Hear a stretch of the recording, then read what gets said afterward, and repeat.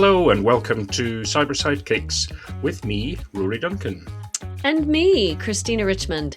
This podcast is your go-to partner for understanding the cybersecurity market, industry trends, and the real-world challenges of protecting organizations today. Well, hello, Rory. How are you? Hey, Christina. I'm good, thank you. I'm hot. I am sort of drowsy and hot. I'm not. Hooray! Hooray! We're in these two very different climates. You are in the 80s with 80% humidity. I'm in the 50s with lovely, clear, cool air, finally getting rid of the smoke. Just lovely storm last night. I'm so sorry you're hot and muggy over there. Yeah, never mind. Well, but here we are. We have we're on audio again only this week, but that's fine. Yeah. We have escaped our sandbox and are out in the wild, so to speak. Out in the wild. No, I thought that's when we were on video. Maybe. But still, Maybe. that seems to be the thing to do, right? You have to have something that escapes some kind of area and runs amok. But more about that later. Indeed. So listen, first off, let's just give a shout out for the new subscribers to our newsletter. You know, we're over 600 subscribers. We're just so grateful for you joining us. And our latest issue is very quick, slapdash. It's not a very deep issue. It gives you a link to the podcast from this week and some of our YouTube shorts because, you know, you might have missed them. So very quick, fun little newsletter, and we're grateful that you've joined us. And for those who haven't signed up, how can they do that, Rory? Well, they can go to our website, so richmondadvisorygroup.com, and you'll see that there's a sign up option at the bottom of the front page, and we'll keep you in the loop about what's happening in the cybersecurity sector. Nice. And so what's on the show this week? Yeah, on the show this week, well, we've got some news. We'll do a short, quick roundup of what was happening at Black Hat. Not that we were there, but it was good. At least we know what's happened there, and we'll do a roundup of the news stories. Yeah.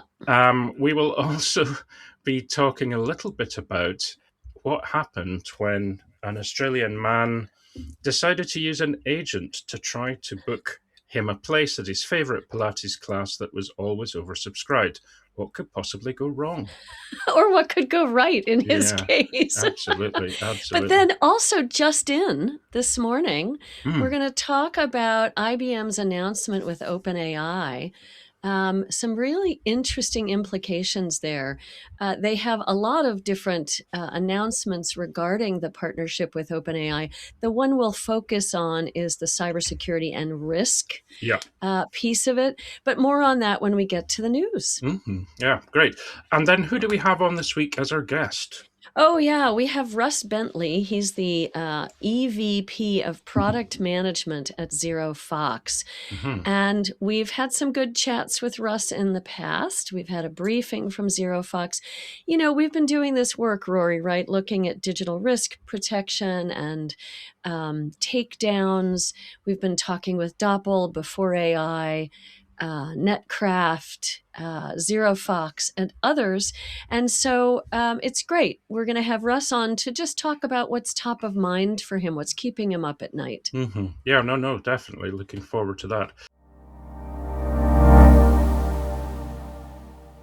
So let's go on to the news then, Christina. I was going to do just a quick Black Hat roundup, and then we should probably talk about the IBM announcement, or the IBM and OpenAI announcement. So first of all, Black Hat. So of course, news aplenty this year. The best part was, of course, that we weren't there. Not because we don't want to see people. We want to see everybody, but we just didn't like 111 degrees. No, exactly. And of course, needless to say, the standout theme of the event, folks seem to be saying, is it's all about securing AI agents. No, not just the fact that they're there, but how do we secure them?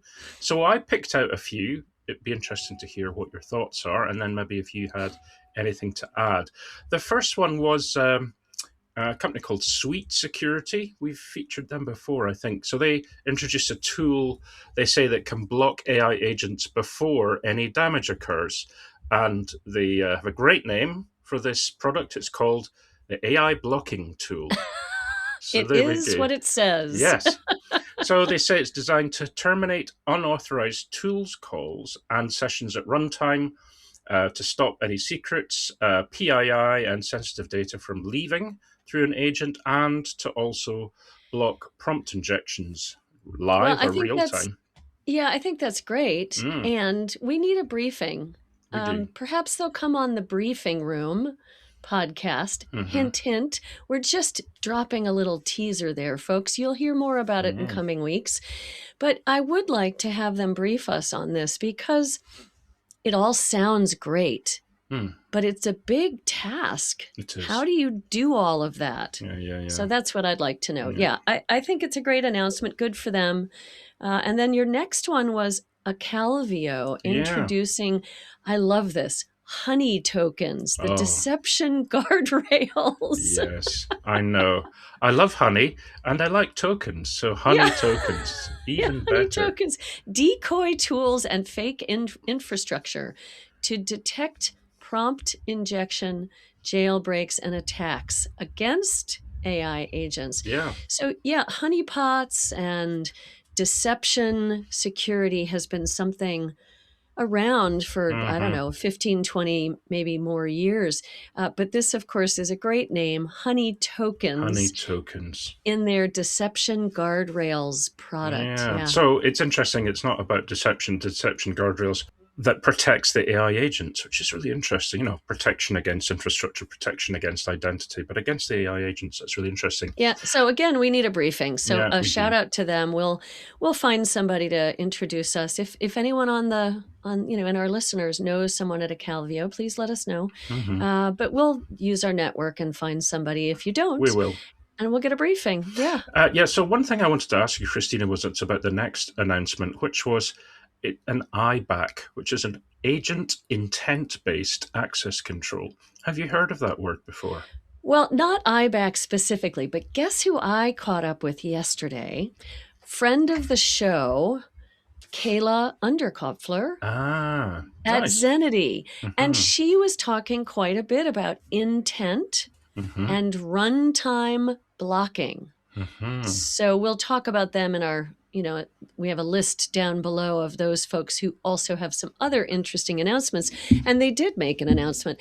But so I've heard about intent or context or knowledge context in terms of how we look at AI tools and how we block. For example, Gnostic was talking about this 2-3 years ago, right?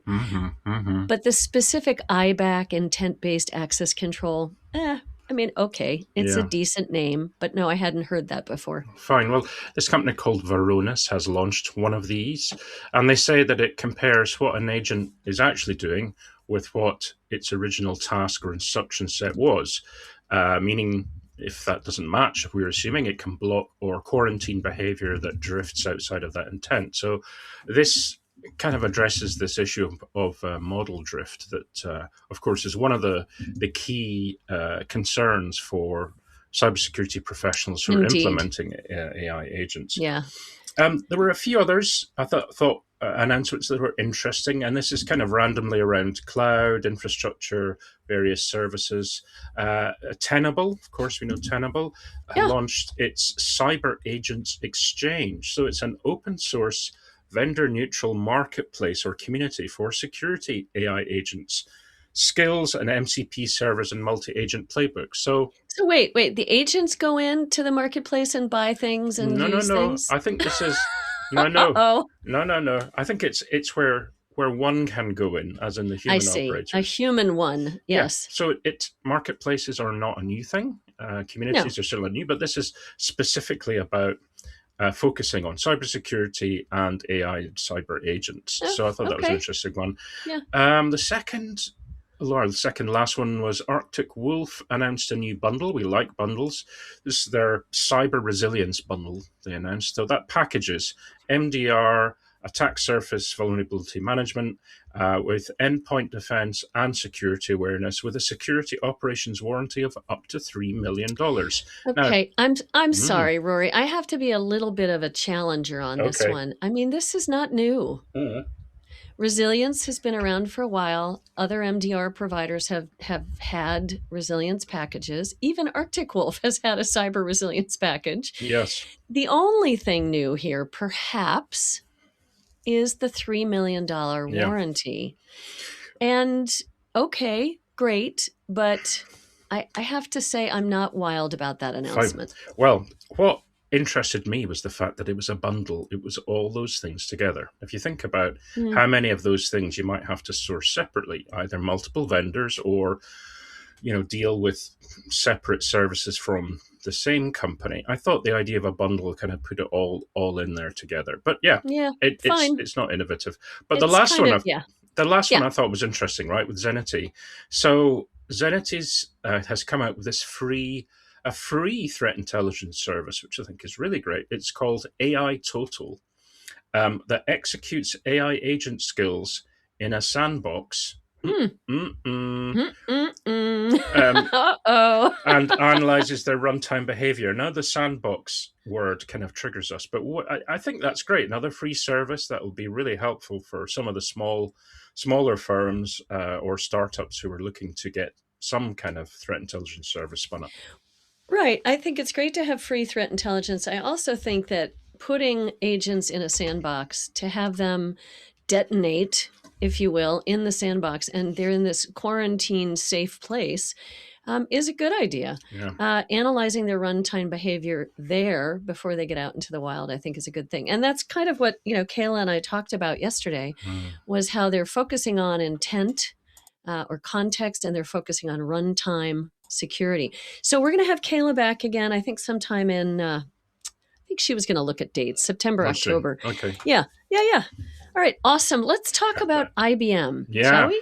Yeah, indeed. So the announcement is that IBM is partnering with OpenAI to accelerate secure AI deployment. So it's not new, as in they already announced their partnership. IBM announced that it was joining the OpenAI Daybreak Cyber Partner Program in June this year. So that's not the new part.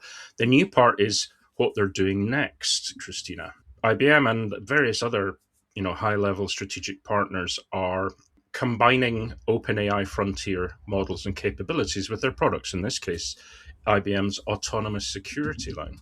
Right. And they're going to be working with the Argo product, the Autonomous Risk Governance Orchestrator, Argo, their Autonomous Defense Agents, ADA, and their Autonomous Threat Operations Machine, ATOM, ATOM. We've talked a lot about most of those.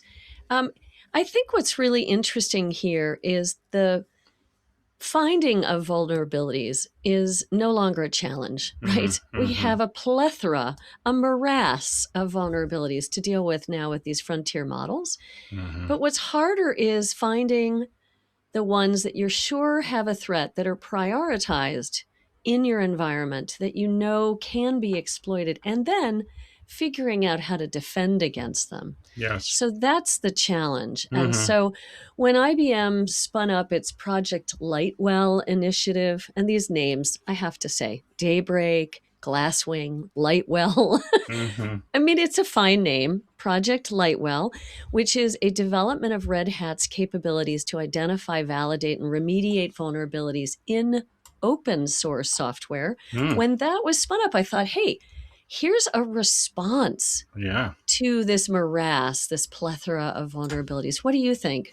Yeah. No, I'm with you on the name. I much prefer the sweet security just saying, AI blocker. That's what it's called. Call a spade a spade. That's what it is. But okay, so there's some imagination and lyricism amongst the vendors.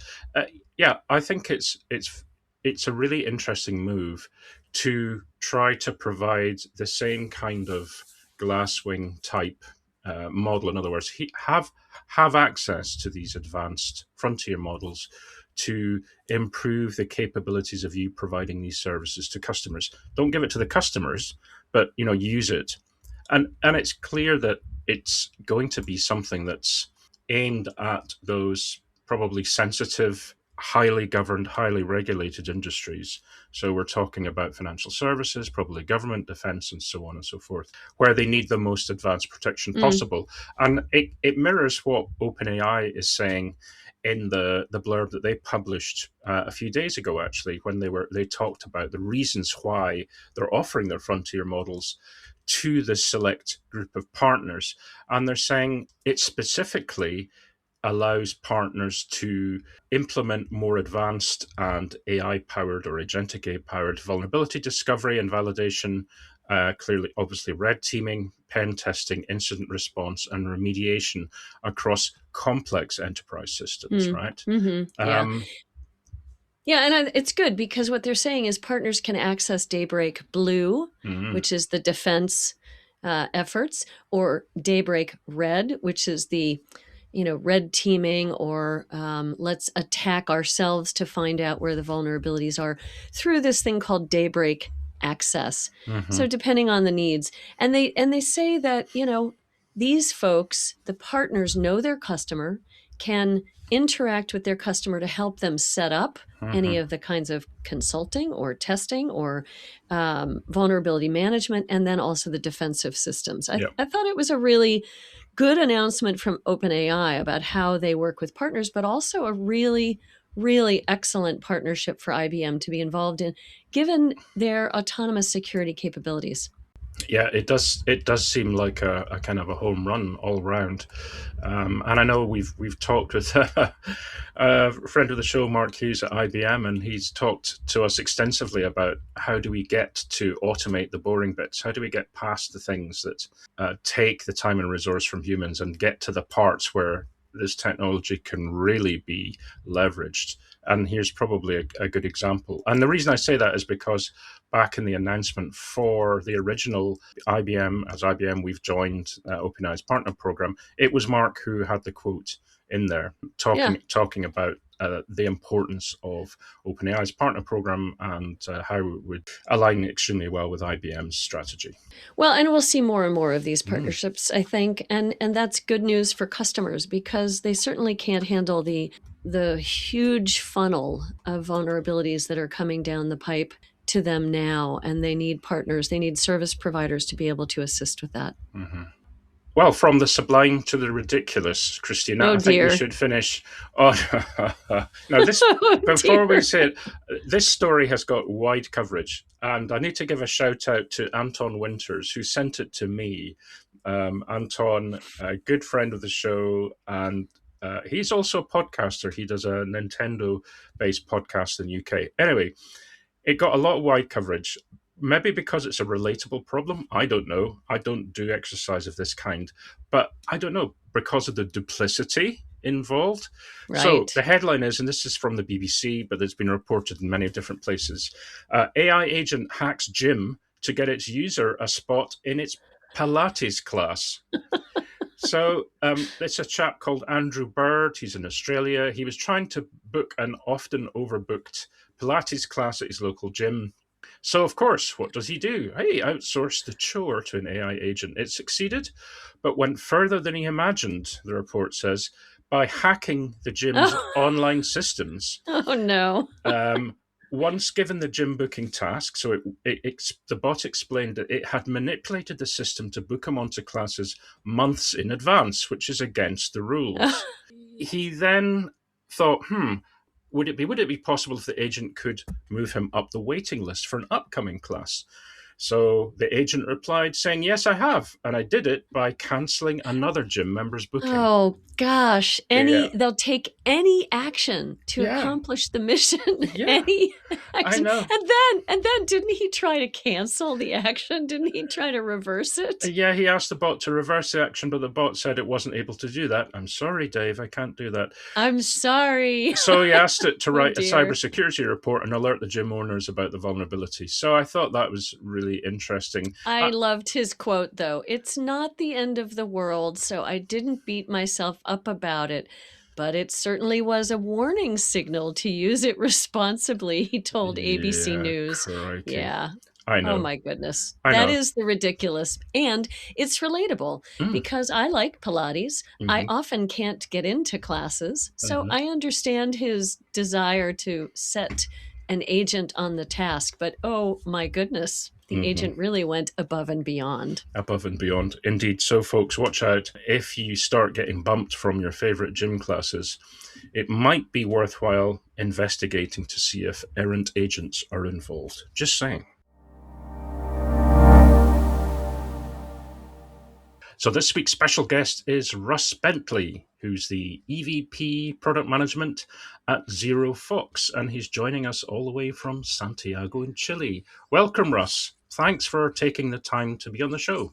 Thanks very much for having me. No, it's great to be here, and yeah, looking forward to the conversation. Great. Well, you get the exotic location award, Rory was saying earlier. So, yes, folks, we challenge our guests to come from unique places. No, we don't actually, but Russ, that's pretty cool that you're there in Santiago. So, thank you for taking the time.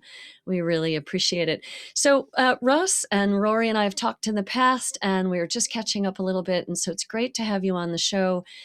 You know, there's so much going on so rapidly in the marketplace around AI and cybersecurity. You know, most of us aren't sleeping. So I'm asking the question of all of our guests, what keeps you up at night, Russ? Yeah, great question. Thankfully, I'm doing all right with sleep. But the thing Oh, that I think good. probably does keep me up a little bit at night is how easy it is to impersonate people, and how easy it is to do that with such accuracy these days. And certainly very relevant to what we do at ZeroFox. But that definitely the sophistication of that. And frankly, the economics of that being so cheap now is something that really does bother me. Understanding what's Yeah, real is getting harder and harder. it is getting harder and harder. It's almost like you need to have a code word, in your family to make sure that when, the errant son or daughter is off somewhere in the Netherlands, the far parts of the world, and they say, I need help, I need money, I've been robbed, that you have a code word, some kind of word to make sure that you are talking to that son or daughter. It's a bizarre state of the world. I'll Mhm. also say that, we called out Microsoft last week because they are sending, I think they're impersonating bots. They're sales agents. Now, they do say on the email that, this is an autonomous agent, but there's a human name. They're trying to connect with you on what they know you've been up to, whether it's the podcast or, things we've written. So they're scraping and looking at our website and our podcast to a very shallow extent because they didn't do the impersonation well. No, they didn't. No. So anyway, I think Russ, you bring up a really good point, and I think impersonation is something that is we're going to have to deal with increasingly as we go forward, aren't we? Absolutely. In my work, I see it in just a rapidly increasing volume of impersonations, increasing in sophistication. Not all massively sophisticated. Still some very, very simple things that get the job done. But yeah, a very difficult to understand what is real and what isn't. And the real difficulty is that the barrier to creating something that is high fidelity is dropping rapidly with AI to the point where it's now incredibly difficult for a human to identify the differences between real and fake when they're dealing maybe on phone or on email or on communication mechanisms that aren't really high fidelity. Hmm. We And we have this, sorry, Rory, we have this ongoing thing with our son. He's a millennial. He's 32. He is always sending his old parents, of course he's educating us, these things that are 100% AI. Look at this. This can't you tell? And I'm like, no, I mm, really can't tell. It's terrible. yeah, I wanted to ask Russ, and that's a good point, which is as the technology becomes more sophisticated, as technology does, of course, what are the tells that are now difficult to identify? Clearly in the early days, you would have more robotic voices, or the speech would not be natural. You could clearly hear it wasn't a human. But now, with voice cloning as it is, it's pretty difficult in many ways to determine who is real or not. And I think when they add the emotional aspect into it, to your point, Christina, if somebody's identified and has mimicked a loved one who is in supposed distress, that Yes. can kind of short circuit some of your reasoning, right, Russ? Completely. And I think this is an incredibly difficult area. I think, and it's a hard thing to do, but I still think you can go back to the simple things really that are probably the hardest. Like, why is this individual contacting you? Is it within their character or outside of their character? Is the topic something that you would expect them to be wanting to talk about, or within the realms of what would be expected? And so just going back to those, I think, basic things that you'd still have educated people when they were talking about phishing emails of, is there artificial urgency? Is there these sorts of really basic tells are probably actually more relevant today than they've ever been, and probably more resistant to some of the sort of the ones of, can you move your head in a funny direction, or can you run your hand in front of your face? All these old tells that I think the AI is now so capable of getting round, that those sort of the technological methods probably are not going to be as resistant to the social or behavioral ones that we've been used to for some time. So just remembering the basics, I think, is the fundamental. Okay. And we talked a lot about, the importance of the basics, Christina, not just in things like impersonation or executive protection, but in so many other areas. Oh, in terms of hygiene. I mean, basic hygiene cannot be left on the side of the road at all. And unfortunately, basic hygiene has to accelerate as quickly as the machine speed of attacks. And of course, it's not. We've never done well with hygiene. So, and I think the emotional aspect that we've been talking about in recognizing an impersonation, doing those basics becomes a very challenging task, because the heartstrings are pulled, or you have this urgency, which may be a fake urgency, but you get pulled into it. So I think you're right, Russ. What else is top of mind for you in terms of, beyond the impersonation, what do you see happening that is accelerating beyond our ability to recognize or take down or understand in this AI or agentic cybersecurity landscape we're in? Impersonation tends to rely on exposure. It tends to rely on people knowing enough about you to be credible, Right. as they're impersonating you. And the other thing that AI has changed very fundamentally is the ability to do research, the ability to dig up information. As we all know, I mean, these large language models are fundamentally very, very good at that task. And so that means that information that is exposed about an individual through just their daily life, their digital life, even their physical life, is probably more easily found now than ever before. And that's the other thing that I think is really empowering some of this. It's allowing the people trying to impersonate them to know more and to be more convincing as a result. So we certainly see this, particularly when we're thinking about executives and them being impersonated, or worse than that, them being threatened with direct action of either online or even in the physical world. The levels of exposure are really part of the challenge there, how they can maintain a digital profile that reduces the exposure and makes some of these things harder. So that's another area where I'm spending a lot of time thinking. I think it's a really difficult challenge because of the advances in AI.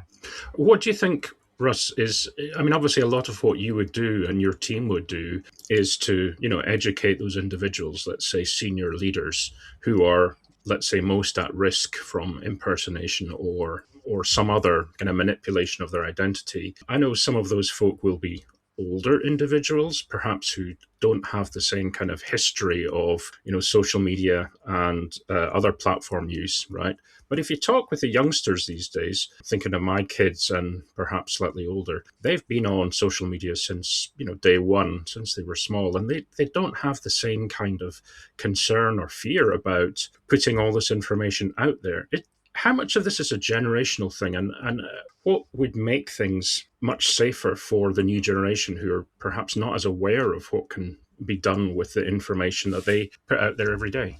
Again, difficult challenges, and there is a bit of of differences between the generations. I agree with that. I think certainly perhaps some of the older executives that I work with they're very in tune with the risk, but they have a more conservative view of what should be out there and how it works. I think those people who are perhaps more social media native, as we term, or people who've grown up with social platforms, I think I have a greater understanding of the data that is out there and what it means as well, because they're used to sharing that. They've had their friends play tricks on them on social media and those sorts of things, so they understand how this data can be used. Right. Perhaps a little bit more easily. And so whilst they're more likely to share, they're probably slightly savvier at times. But I wouldn't like to generalize by generation. I think it's very much by individual. And I think the other piece is that just understanding what's out there is the really critical thing. I think both right across the board,